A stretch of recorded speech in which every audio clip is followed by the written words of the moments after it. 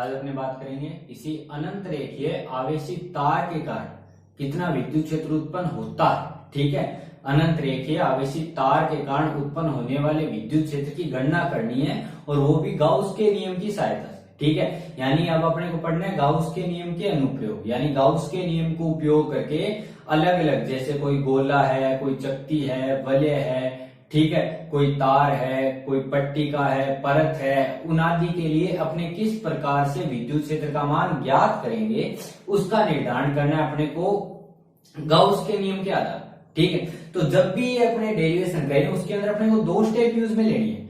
First step, सबसे पहले उसके कारण विद्युत क्षेत्र की दिशा ज्ञात करनी है। ठीक है, क्यों? क्योंकि अगर अपने किसी अल्पांश के कारण विद्युत क्षेत्र निकालेंगे तो पूरे संपूर्ण विद्युत क्षेत्र के लिए हमें उस विद्युत क्षेत्र का क्या करना पड़ेगा, समाकलन करना पड़ेगा। और समाकलन करने वाली चीजों को क्या करना, जोड़ना। तो जोड़ने के लिए जो विद्युत क्षेत्र है वो एक सदिश राशि है, तो जोड़ने के लिए उसकी दिशा होना क्या है, आवश्यक है। ठीक है, इसलिए अपने पहला काम, सबसे पहला किसी भी गोला हो, चाहे तार हो, चाहे पट्टिका हो, परत हो, कुछ भी हो, उनके कारण जो भी विद्युत क्षेत्र का मान ज्ञात करना है उसके लिए सर्वप्रथम अपने को ज्ञात करना है उसकी दिशा। ठीक है, यानी सबसे पहले अपने उस जो भी वस्तु है उसके कारण उस विद्युत क्षेत्र की दिशा का क्या करेंगे, निर्धारण करें। और विद्युत क्षेत्र की दिशा का निर्धारण करने के पश्चात अपने विद्युत क्षेत्र का मान निकालें। ठीक है, तो आज अपने करेंगे किसी अनंत रेखीय आवेशित तार के कारण उत्पन्न होने वाला विद्युत क्षेत्र। ठीक है, तो सबसे पहला काम, अगर अपने को अनंत रेखीय आवेशित तार के कारण उत्पन्न होने वाले विद्युत क्षेत्र का मान ज्ञात करना है तो सबसे पहला काम अपने को ज्ञात करनी है उसके कारण उत्पन्न होने वाली विद्युत क्षेत्र की दिशा। ठीक है, तो जैसे मैंने मान लिया भी ये कोई अनंत रेखीय आवेशित तार है। ठीक है, अब अपने बात की थी आवेशित तार है, तो तार मतलब उसकी क्या आनी है, लंबाई। तो लंबाई के लिए अपने बात की थी हमेशा जो आवेश है वो वितरित होगा किस पे, उसकी लंबाई के अनुदिश। तो इसमें बात की थी अपने कौन से वितरण की, रेखीय आवेश वितरण। यानी इसका मैंने मान लिया इसका जो रेखीय आवेश वितरण है वो क्या है, Q है, या रेखीय आवेश वितरण है वो क्या है, लैम्डा। ठीक है, और मैं ये मान रहा हूं ये जो आवेशित तार है वो अनंत रेखीय है, यानी अनंत तक जा रही है। ठीक है, तो इसके कारण अपने को विद्युत क्षेत्र का मान ज्ञात करना है। तो मैंने मान लिया कि ये जो रेखीय तार है उसपे जो रेखीय आवेश घनत्व है, या फिर ये बोलूं रेखीय आवेश वितरण जो लैम्डा है, वो जो आवेश वितरण समांतर रूप से बांटा गया है उसे लिख रहा हूं लैम्डा से। और मैंने मान लिया इस पे कौन सा आवेश वितरित किया गया है, प्लस। ठीक है, अब अपने यहाँ पे दो प्रकार से, पहला काम, अगर गाउस का नियम लगाना है तो गाउस के नियम के साथ साथ यहाँ पे अपने को कूलाम का नियम भी लगाना पड़ेगा। यानी यहाँ पे अपने को अगर विद्युत क्षेत्र गाउस के नियम के आधार पे ज्ञात करना है तो उससे पहले अपने को विद्युत फ्लक्स ज्ञात करना पड़ेगा। विद्युत फ्लक्स दो तरीके से ज्ञात करेंगे, एक ज्ञात करेंगे गाउस के नियम के आधार पे यानी Q/ε0 से, और दूसरा अपने जो विद्युत फ्लक्स है उसका मान ज्ञात करेंगे E.ds से।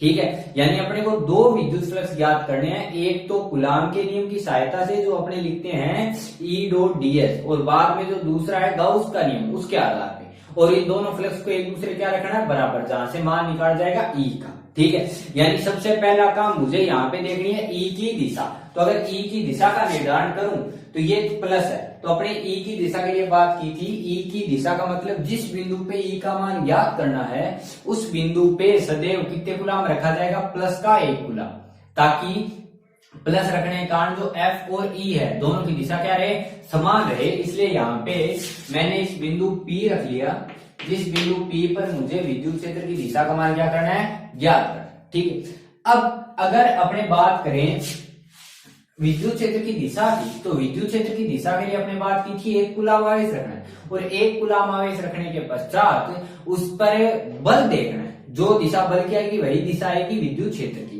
तो ये जो बल है वो होता है कूलाम बल, यानी अपने को इस पे जो बल देखना है बिंदु पे वो कूलाम बल होगा। और अपने को एक चीज पता है कि कूलाम बल कभी भी संपूर्ण आवेश के लिए लागू नहीं होता, वह हमेशा बिंदु आवेश के लिए क्या होगा, मान्य। इसका मतलब ये है कि मुझे इस जो लैम्डा है, जो ये तार है, उसका जो आवेश है यह संपूर्ण आवेश में इस पर एक साथ नहीं लगा सकता। उसको मेरे को क्या करना पड़ेगा, छोटे छोटे क्या करने पड़ेंगे, अल्पांश। क्यों? क्योंकि विद्युत क्षेत्र की दिशा देखने के लिए बल देखना पड़ेगा, और बल देखने के लिए अपने को बिंदु आवेशों के रूप में उसे क्या करना पड़ेगा, तोड़ना पड़ेगा। इसलिए मैंने क्या किया, इस तार से इसकी दूरी मैंने मान ली x है, बिंदु P जिस पे अपने को विद्युत क्षेत्र ज्ञात करना है उस बिंदु की दूरी कितनी है x। तो इसके आधार पे मैंने इसके दो अल्पांश माने, एक अल्पांश तो ये मान लिया जिसका मान क्या है dq और लंबाई क्या है d है, ठीक है। तो इसके कारण अगर विद्युत क्षेत्र का मान देखूं तो अपने को ये पता है ये प्लस का है, ये भी कितने कूलम प्लस का 1 कूलम, ताकि विद्युत क्षेत्र की दिशा और F की दिशा क्या है समान। तो ये dq है वो प्लस 1 कूलम को क्या करेगा प्रतिकर्षित, तो प्रतिकर्षित करने का मतलब इसके बल की दिशा में चाहिए, इसको मैंने लिखा de, ठीक है। लेकिन अपने को ये पता है भी अगर मुझे दिशा देख रहे हैं तो दिशा का मतलब ये देख रहे हैं भी जो सारे de है उनकी दिशा समान आ रही है या फिर क्या आ रही है अलग अलग। तो उसके लिए अपने को सबसे पहला काम इस चीज का दोबारा निर्धारण करना पड़ेगा। तो एक dq के कारण आ गया तो दूसरा dq बिल्कुल इसके क्या ले लेते हैं विपरीत। तो मैंने जितनी ऊंचाई पे ये था उतनी गहराई पे ये दूसरा आवेश ले लिया dq जिसकी लंबाई भी क्या है dl, यानी सेम टू सेम उसके जैसा। तो ये जो dq आवेश है वो इस आवेश को क्या करेगा प्रतिकर्षित, तो प्रतिकर्षित करने का मतलब ये ऐसे होना चाहिए, ये भी क्या आएगा de, क्योंकि ये दूरी आ रहा है तो ये भी दूरी क्या आएगी r, क्योंकि दोनों अपने समान माने, ठीक है एकदम एक जैसे। तो अगर मैं ये देखूं तो दोनों de की दिशा क्या है अलग अलग है, तो दोनों de की दिशा अलग अलग होने का मतलब ये है भी मुझे de का सीधा समाकलन नहीं कर सकता, और अगर सीधा समाकलन नहीं कर सकता तो उनको जोड़ना है या घटाना है उसका निर्धारण किया जाएगा उनकी दिशा के आधार पे। तो अगर मैं यहां देखूं तो दोनों की दिशा न तो विपरीत और न ही समान है। तो अगर दो सदिश न तो समान दिशा में हो और न ही विपरीत दिशा में, तो उस स्थिति में अपने क्या करते हैं उसके क्या लेते हैं घटक लेते हैं। तो इसलिए मैंने एक अक्ष को माना ये और दूसरा अक्ष माना ये, जिसके आधार पे अपने इसके क्या लेंगे घटक। तो मैंने ये कोण मान लिया थीटा, तो ये कोण थीटा है तो नीचे वाला कोण भी कितना होगा थीटा, क्योंकि दोनों एक जैसे हैं। ये कोण थीटा तो ये सामने वाला भी थीटा क्योंकि शीर्षाभिमुख कोण है, ये कोण थीटा तो इसके सामने वाले ये कोण भी क्या आएगा थीटा, क्योंकि ये भी कौन सा कोण है शीर्षाभिमुख। तो अब अपने डी के घटक ले सकते हैं, तो डी का ये घटक कितना आएगा ये आएगा डी कोस थीटा। क्यों आएगा क्योंकि कोई भी सदिश जिस भुजा के साथ कोण थीटा बनाता है वह किस में आता है सदैव कोस में, तो ये तो आया कोस, तो ये जो बच गया वो आया डी साइन थीटा।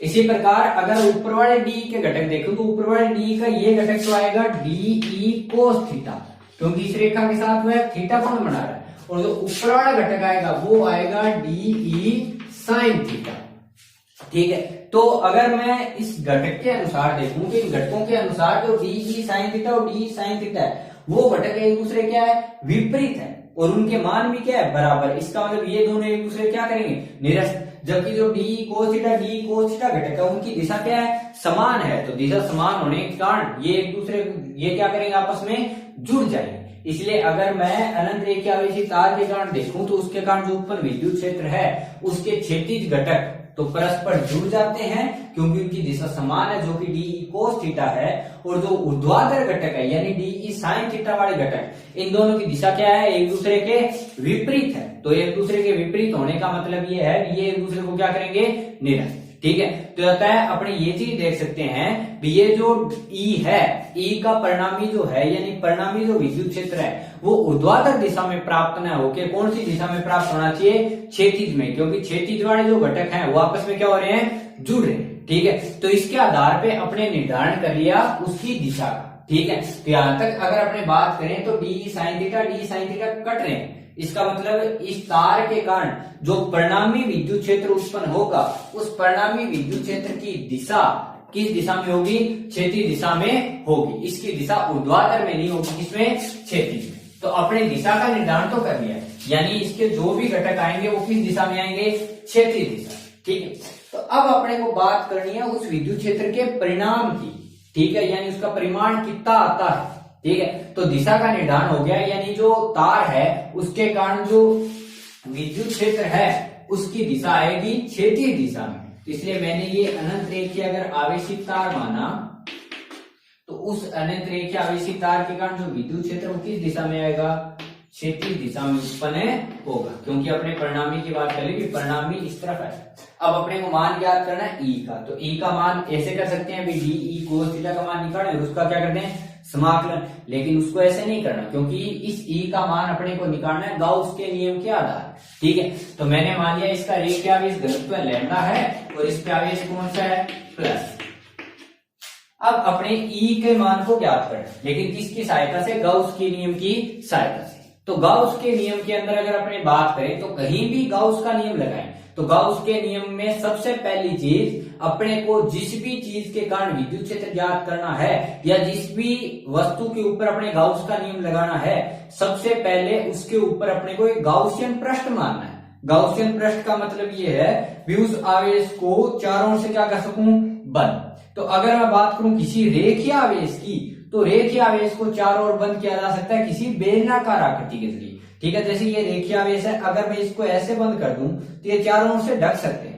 ठीक है, इसका मतलब ये है कि मैंने क्या माना, ये जो तार है उसकी मैंने गाउसियन पृष्ठ मानी, कैसी, बेलनाकार। मैंने गाउसियन पृष्ठ मान ली बेलनाकार, जिसकी त्रिज्या तो है कैपिटल आर और लंबाई है कितनी, मान लो एफ। ठीक है, तो मैंने क्या किया, एक गाउसियन पृष्ठ माना उस तार के लिए, उस तार के लिए गाउसियन पृष्ठ माना बेलनाकार, क्योंकि किसी भी रेखा को अपने किसी बेलन के द्वारा क्या कर सकते हैं, बंद कर सकते हैं। तो मैंने अनंत रेखीय आवेशित तार के लिए गाउस पृष्ठ माना, कैसी आकृति, बेलनाकार, जिसकी त्रिज्या आर है और लंबाई क्या है, एल। अब यहाँ पे अपने को सबसे पहले मान निकालना है फ्लक्स का, यानी सबसे पहला फ्लक्स का मान अगर मैं ज्ञात करूं तो मैंने लिखा फाई। तो फाई अगर लिखूं तो अपनी बात कीजिए, फाई को लिखते हैं ई डॉट एस। अब एस के लिए उस ई के या फाई के कितने टुकड़े होंगे उसकी बात की थी, वो निर्धारित करता है ई। उसका जो एस है, जो क्षेत्रफल सदिश है, उसकी दिशा है। यानी क्षेत्रफल सदिश की दिशा अगर बदल रही है तो फाई की दिशा भी, फाई का मान भी अपने क्या करेंगे, बदलेंगे। तो अगर मैं बेलनाकार आकृति देखूं तो बेलनाकार आकृति के तीन क्षेत्रफल की बात करते हैं, एक ऊपर वाली वर्ताकार, एक नीचे वाली वर्ताकार और एक बार वाला पृष्ठीय क्षेत्रफल। ठीक है, यानी यहाँ पे अगर एस की बात करूं तो किसी बेलन के लिए 3S लिखे जा सकते हैं, एक उसको ऊपर वाला वर्तीय क्षेत्रफल, एक नीचे वाला वर्तीय क्षेत्रफल और एक उसका पृष्ठीय क्षेत्रफल। यानी यहाँ पे जो फाई है वो फाई आएंगे 3, φ1 प्लस φ2 प्लस φ2, φ1 प्लस φ2 प्लस φ3 की बात करूं तो इसको लिख सकता हूं ई डॉट S1, इसको लिखा जा सकता है ई डॉट S2 और इसको लिखा जा सकता है ई डॉट S3। और अगर डॉट ओपन करें तो डॉट के लिए क्या लिखा सकते हैं, कोस थीटा। तो इसको लिख सकता हूं मैं ई S1 कोस थीटा 1 प्लस ई S2 कोस थीटा 2 प्लस ई S3 कोस थीटा 3। ठीक है, तो अगर मैं बात करूं थीटा 1 थीटा 2 थीटा 3 की, तो थीटा 1 थीटा 2 थीटा 3 होता है ई और एस के मध्य बनने वाला कोण। तो यहाँ पे अगर एस देखूं तो एस की दिशा होती है हमेशा उस तल के लंबवत। तो अगर ये बेलनाकार आकृति है तो इसके ऊपर वाला जो वर्ताकार है और जो नीचे वाला वर्ताकार है उसका क्षेत्र, ऊपर वाले का वर्ताकार क्षेत्र, ऊपर वाले जो वर्ताकार है उसका क्षेत्रफल सदिश आएगा ऊपर की ओर, क्योंकि वो हमेशा तल के लंबवत और किधर होता है, बाहर की ओर होता है। यानी इसका क्षेत्रफल सदिश तो आएगा ऊपर, जिसको मैंने किससे लिख लिया, S1 से। नीचे वाले का आएगा नीचे की तरफ S2 और इसका इस तल के लंबवत यानी किस साइड है, बाहर, ये आया S3। तो अगर मैं S1 S2 S3 देखूं तो तीनों तल के लंबवत और हमेशा किस ओर है, बाहर की ओर। तो अगर S1 S2 S3 देखूं तो अब अपने मान रख सकते हैं इसका। तो अगर मैं लिखूं ES1 कोस थीटा 1 की अगर मैं बात करूं तो कोस थीटा 1 का मतलब है E और S1 के मध्य बनने वाला कोण। E ये रहा, S1 ऊपर की साइड रहा, यानी कोण कितने डिग्री दिख रहा है अपने को, 90 डिग्री, क्योंकि E ऐसे और S1 ये, यानी कितने डिग्री, 90 डिग्री। तो आया कोस 90 प्लस ES2 के लिए अगर मैं देखूं तो ES2 नीचे की तरफ और E इस तरफ है, इसका मतलब इनके मध्य कोण में कितने डिग्री, 90 डिग्री। तो ES2 ये भी कोस है 90। तीसरे की अगर बात करूं ES3, तो जो कोस है, कोस के कौन वैल्यू कितना आएगा, 0, कोस 0 आना चाहिए, क्योंकि E और S3 है, दोनों की दिशा क्या है, समान है, कोस 0। तो कोस 90 0, ये भी कोस 90 0 और कोस 0 1, यानी ये बच गया ES3। तो अगर मैं फाई की बात करूं तो फाई आना चाहिए ES3।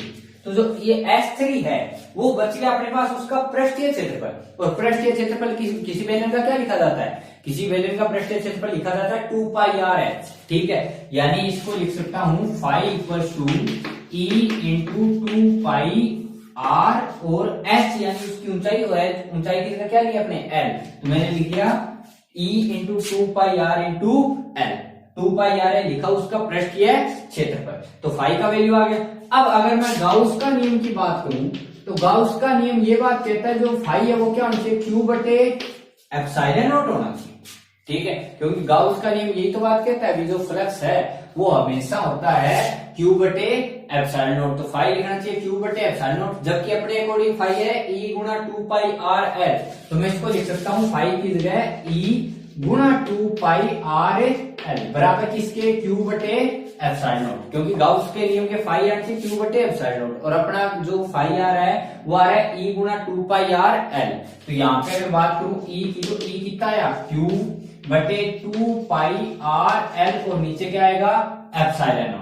तो अगर Q की बात करूं तो Q को क्या लिख सकते हैं, अपने बात करते हैं अगर लैम्डा की, तो लैम्डा को लिखते हैं Q बटे L, तो Q को लिखा जा सकता है लैम्डा गुना L, तो इसलिए मैंने Q को लिखा लैम्डा गुना L, और नीचे आएगा 2π एप्सिलॉन नॉट R, और क्या आया L, तो L से L कैंसिल आउट, तो ये बच गया लैम्डा बटे 2π एप्सिलॉन नॉट R। ये आता है किसी भी तार के कारण उत्पन्न होने वाला विद्युत क्षेत्र। इसको ऐसे न लिख के अपने ऐसे भी लिख सकते हैं, अगर मैं इसको 2 से मल्टीप्लाई करूं तो 2 लैम्डा, तो 2 से अगर मल्टीप्लाई किया तो 2 से क्या करना पड़ेगा डिवाइड, तो 2 से डिवाइड करो कितना हो गया 4π एप्सिलॉन नॉट R। ठीक है, तो अगर अपने 2 से देखें तो नीचे 2 ही तो है, तो इसको ये लिखा जा सकता है 2 लैम्डा बटे R, और गुणा में 1 बटे 4π एप्सिलॉन नॉट, और 1/4π एप्सिलॉन नॉट किसे लिखते हैं k को, तो इसको लिख सकते हैं हमने E बराबर 2k लैम्डा बटे R।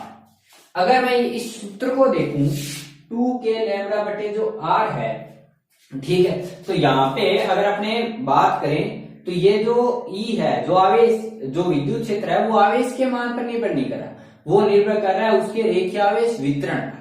ठीक है, इसलिए अगर अपने बात करें E और लैम्डा के मध्य का ग्राफ, तो E और लैम्डा के मध्य का ग्राफ क्या आना चाहिए, एकदम है सीधी रेखा, क्योंकि एक दूसरे क्या है समानुपाती। और अगर मैं बात करूं R और E के मध्य के ग्राफ, तो R और E के एक दूसरे क्या है व्युत्क्रमानुपाती, यानी वो ग्राफ कैसा आएगा, आयताकार है, अतिपरवलय है। तो अगर मैं E और R के मध्य ग्राफ बनाऊं तो वो तो आएगा आयताकार अतिपरवलय। ठीक है, और अगर मैं बात करूं E और लैम्डा की, तो आएगा सीधी रेखा। ठीक है, तो इस आधार पे अगर अपने विद्युत क्षेत्र का मान ज्ञात करना है गाउस के नियम का अनुप्रयोग करके, तो सबसे पहला काम विद्युत क्षेत्र की दिशा का निर्धारण करो, और दिशा का निर्धारण करने के बाद अपने उसका मान ज्ञात करना है। और मान पहले तो गाउस के पहले अपने E बराबर लिखना है, फाई बराबर लिखना है E डॉट ds, यानी उसके आधार पे फाई निकालो, और वो फाई किसके बराबर होना चाहिए, क्यू बटे।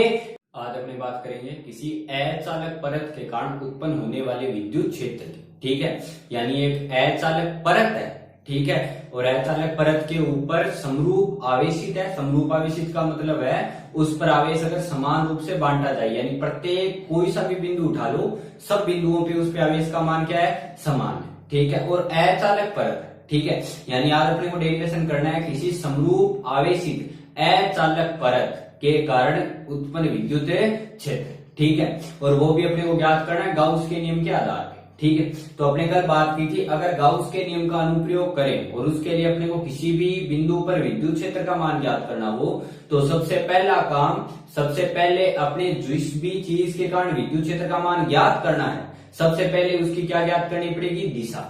ठीक है, दिशा के बाद अपने क्या निकालेंगे, फाई। फाई को लिखेंगे E डॉट S, उसके आधार पे फाई निकालेंगे, और फाई के बाद उस फाई को किसके बराबर लिख सकते हैं, गाउस के नियम के अकॉर्डिंग सिग्मा बटे एप्सिलॉन। ठीक है, तो सबसे पहला काम अगर अपनी अचालक परत के कारण समरूप आवेशित है, जो उसके कारण अगर विद्युत क्षेत्र की बात करें तो उसके विद्युत क्षेत्र को मान ज्ञात करने के लिए सबसे पहले अपने को ज्ञात करनी पड़ेगी उसकी दिशा। क्यों, क्योंकि अपने को E के लिए D का हो सकता है समाकलन करना पड़ेगा, और समाकलन करने के लिए अपने को देखना पड़ेगा भी उसका जो मान है, ठीक है, वो समाकलन करने का मतलब जुड़ रहा है या नहीं जुड़ रहा, क्योंकि E है वो कैसी राशि है, सदिश, और सदिश को जोड़ना या घटाना क्या करना है वो निर्भर करता है उसकी दिशा पर। इसलिए आज अपने बात करेंगे अचालक परत।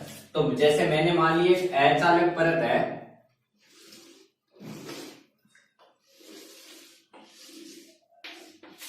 अचालक परत जो ऐसे रखी हुई है, ठीक है, ये अचालक परत है, इसको ऐसे रख रखा है आपने, ठीक है। इस पे समरूपावेशित है, समरूपावेशित का मतलब जैसे मान लो मैंने इस पे क्या मान लिया, प्लस है,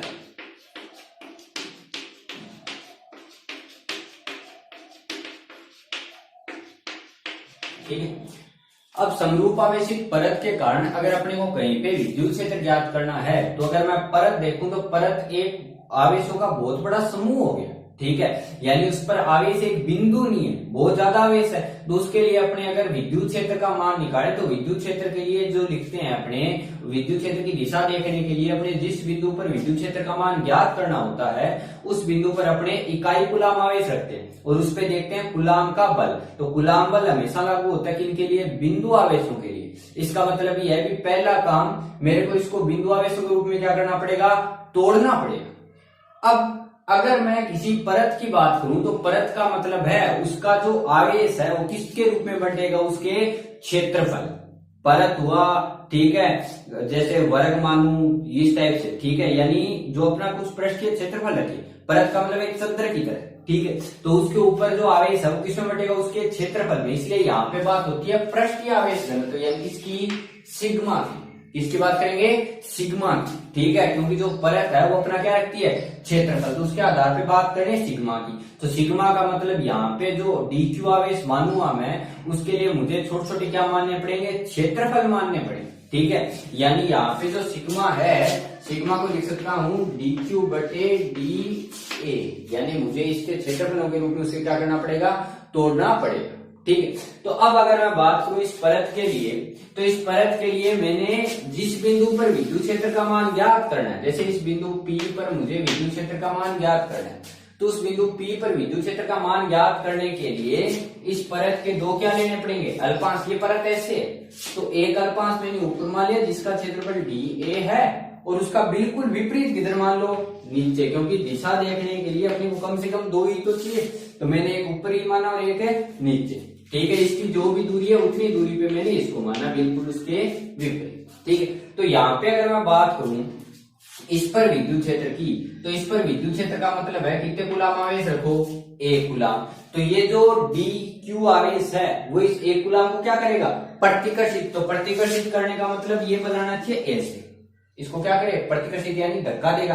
धक्का देने के लिए ये लिख लिया मैंने dE1, ठीक है। और इसी तरह जो नीचे वाला वो भी इसको क्या करेगा, प्रतिकर्षित, क्योंकि ये भी dq ही है, ठीक है। तो ये dq है तो ये भी इसको क्या करेगा, प्रतिकर्षित। ये भी क्या आया, dE, ठीक है, दोनों डी आए। तो अब अगर डीई देखूं तो दोनों की दिशा क्या है, अलग अलग, तो अलग अलग है और विपरीत भी नहीं है। इसका मतलब दोनों ही के क्या लेने पड़ेंगे, घटक। तो घटक कैसे ले सकते हैं, घटक लेने के लिए ऐसे लिख सकते हैं, मैंने ये कोण अगर थीटा माना तो ये कोण भी कितना आएगा, थीटा, क्योंकि दोनों समान दूरी पे, ठीक है। तो ये कोण थीटा, तो इसके सामने वाले ये भी थीटा, जिसे बोलेंगे शीर्षाभिमुख कोण। ये कोण थीटा, तो इसके सामने वाले ये कोण भी कितना आना चाहिए, थीटा, क्योंकि ये भी कौन सा कोण है, शीर्षाभिमुख है। तो जो डीई है, डीई का ये घटक कितना आएगा, डीई कोस थीटा, क्योंकि जिस रेखा के साथ कोण थीटा बनता है उसे लिखते हैं कोस थीटा में। और जो नीचे वाला है वो बच गया अपने पास डीई साइन थीटा। इसी टाइप से ऊपर वाले के घटक की बात करूं तो ये तो घटक आएगा उसका डीई कोस थीटा, और जो ऊपर वाला है वो आएगा डीई साइन थीटा। इसका मतलब अपने ये चीज लिख सकते हैं भी जो परत है उसके कारण जो विद्युत क्षेत्र है, विद्युत क्षेत्र का मान जो आएगा उसकी जो दिशा है वह ऊर्ध्वाधर नहीं है, क्योंकि ऊर्ध्वाधर के जो दोनों डीई साइन थीटा घटक है वो एक दूसरे के विपरीत है, जिसके कारण एक दूसरे को क्या करेंगे, निरस्त करेंगे। इसका मतलब परिणामी जो विद्युत क्षेत्र है वो कौन सी दिशा में प्राप्त होगा, क्षैतिज दिशा, ठीक है। तो एक बात क्लियर होगी अपने को, यानी जो परिणामी विद्युत क्षेत्र है वो किस टाइप से क्लियर होगा, क्षैतिज दिशा में प्राप्त होगा, ठीक है। तो ये तो हो गया उसका दिशा का निर्धारण। इसलिए इसमें लिख सकते हैं परत के कारण उत्पन्न विद्युत क्षेत्र, ठीक है, ऊर्ध्वाधर दिशा में तो एक दूसरे के घटक को निरस्त करता है, जबकि क्षैतिज दिशा में ये जो दोनों घटक है उनकी दिशा समान होने के कारण क्या हो जाते हैं, जुड़ जाते हैं, ठीक है। अब अगर बात करूं इसके मान की, तो मान के लिए अपने क्या करना है, एक कल बात की थी, क्या माननी है, गाउसियन पृष्ठ। लेकिन एक चीज अपने को ध्यान रखनी है, जैसे परत है, ठीक है, तो जैसे मान लो का ये प्लस आवेश है, तो इस प्लस आवेश के कारण विद्युत क्षेत्र अगर इस साइड होगा तो इससे इस साइड भी होगा, क्योंकि अपने लिखा था भी जो विद्युत क्षेत्र रेखाएं हैं वो धनावेश से किधर निकलती है, बाहर की ओर, सब दिशाओं में निकलती है। यानी अगर मैं यहाँ पे ये देखूं भी बीच में एक परत है, ये एक परत ऐसे रखी हुई, तो अगर ये बीच में एक परत है तो उस परत के ऊपर इधर भी विद्युत क्षेत्र आएगा और इधर भी, यानी इस परत के इस साइड भी विद्युत क्षेत्र ई आएगा तो इस साइड भी विद्युत क्षेत्र क्या आएगा, ई आएगा, क्योंकि परत का मतलब है जिसके इस साइड और इस साइड दोनों साइड आवेश दिखेगा, बहुत ही पतली, यानी जिसकी मोटाई क्या हो, नगण्य, ठीक है, यानी आवेश की एक परत दिखाई दे जो इस साइड से भी दिख सके और इस साइड से, ठीक है, यानी जिसकी बिल्कुल भी मोटाई न, वो आता है परत के अंदर। यानी अगर परत की बात करूं तो परत के इस साइड विद्युत क्षेत्र के साथ साथ इस साइड भी होगा। हाँ, इस विद्युत क्षेत्र को मैं ऐसे नहीं दिखा सकता क्योंकि ये जो विद्युत क्षेत्र है वो ऊर्ध्वाधर दिशा में नहीं आ सकता, किस में आना चाहिए, क्षैतिज, ठीक है, इसलिए या तो इस साइड या फिर इस साइड। तो इस प्रकार से विद्युत क्षेत्र के अपने को क्या निकालना है, मान। तो अगर मैं बात करूं विद्युत क्षेत्र के परिमाण के लिए, तो विद्युत क्षेत्र के परिमाण के लिए मैंने लिखा है ये रही परत।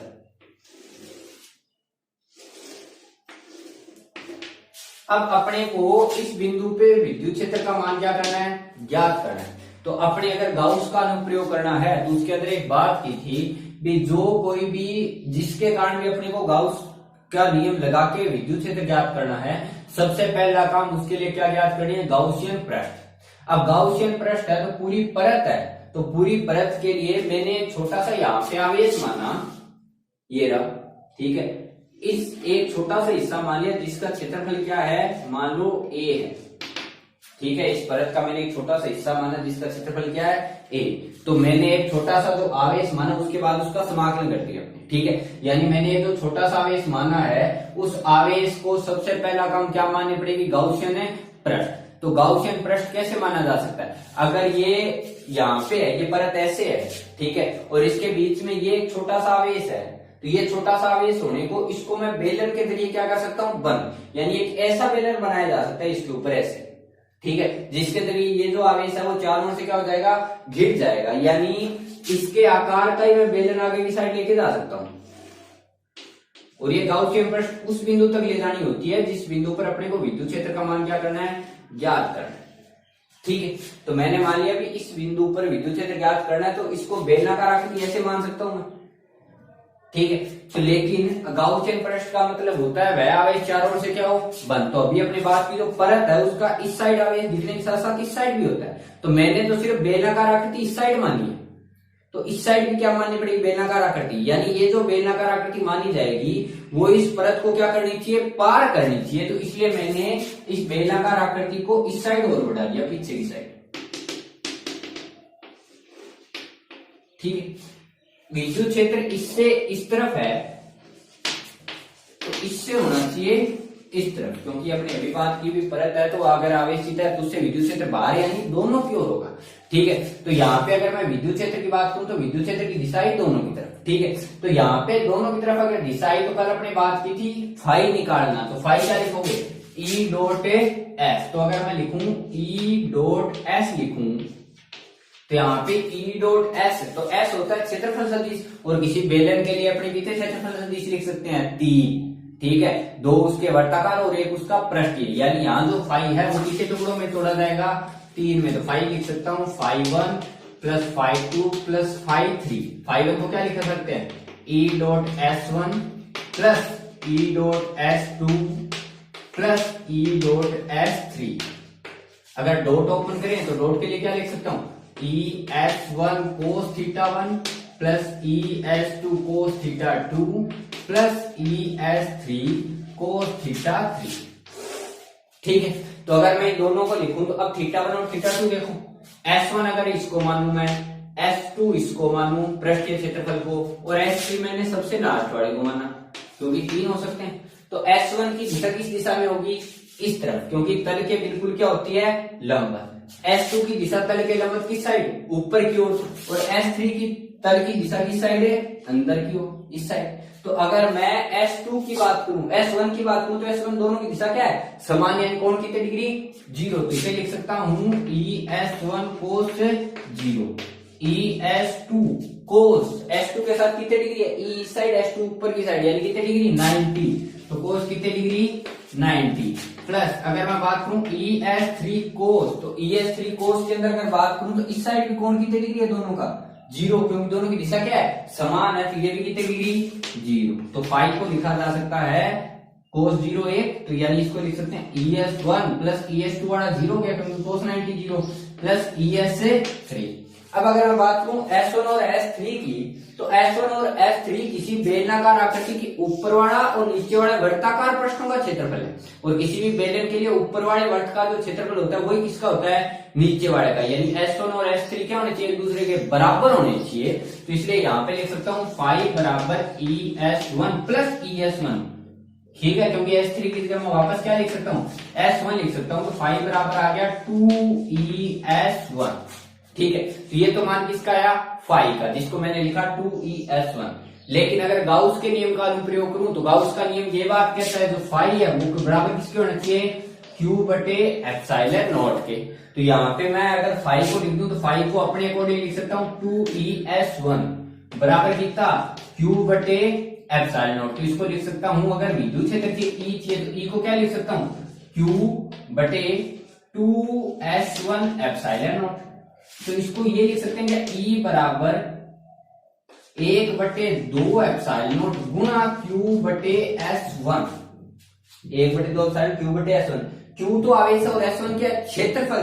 तो आवेश बटे क्षेत्रफल को क्या लिख सकते हैं, सिग्मा, ठीक है। तो यहाँ पे E को लिख सकता हूं 1 बटे 2 एप्सिलॉन नॉट और Q बटे S को क्या आएगा, सिग्मा। तो इसे लिखा जा सकता है E का मान आता है 2 बटे ये सिग्मा बटे 2 एप्सिलॉन है नॉट। लेकिन इसमें एक चीज नोट करने वाली बात है, ये जो विद्युत क्षेत्र का मान है वो कहीं भी उसके अंदर दूरी नहीं आ रही, ठीक है। इसलिए थीटा है सिग्मा बटे क्या आ रहा है, 2 एप्सिलॉन नॉट। इसका मतलब ये है कि जो आवेश है, जो परत है, परत के कारण उत्पन्न होने वाला विद्युत क्षेत्र, ठीक है, परत के कारण उत्पन्न होने वाला विद्युत क्षेत्र उस बिंदु की दूरी पर निर्भर नहीं करता, ठीक है। तो अपने को अगर परत के कारण विद्युत क्षेत्र का मान याद करना है तो सबसे पहला काम दिशा, दिशा के लिए अपने दो अल्पांश मान लिए A1 और A2, ठीक है, जिनके कारण अपने को ये पता चली कि दिशा जो क्षैतिज है वो तो जुड़ रही है लेकिन ऊर्ध्वाधर दिशा एक दूसरे का करी है, कट करी, जिसके कारण परिणामी विद्युत क्षेत्र किसमें है, क्षैतिज में, इसलिए परिणामी विद्युत क्षेत्र मैंने लिखा क्षैतिज में। अब अगर अपने को गाउस का नियम का उपयोग करना है तो अपने को एक छोटा सा भाग मानना पड़ेगा। मैंने एक छोटा सा भाग माना जिसको मैंने एक बेलनाकार आकृति के जरिए क्या कर दिया, बंद कर दिया। तो अगर बेलनाकार आकृति के द्वारा आपने इसको बंद कर दिया तो इसके बेलनाकार आकृति के कितने क्षेत्रफल लेंगे, 3, 2 वर्ताकार होते हैं और एक उसका पृष्ठ है। इसका मतलब यहाँ पे जो मैंने फाई लिखा, फाई के कितने टुकड़े करने पड़ेंगे, 3, φ1 प्लस φ2 प्लस φ3, ठीक है। और फाई को लिख सकते हैं E डॉट है, जिसके आधार पे अपने लास्ट फाई का मान आता है 2ES1।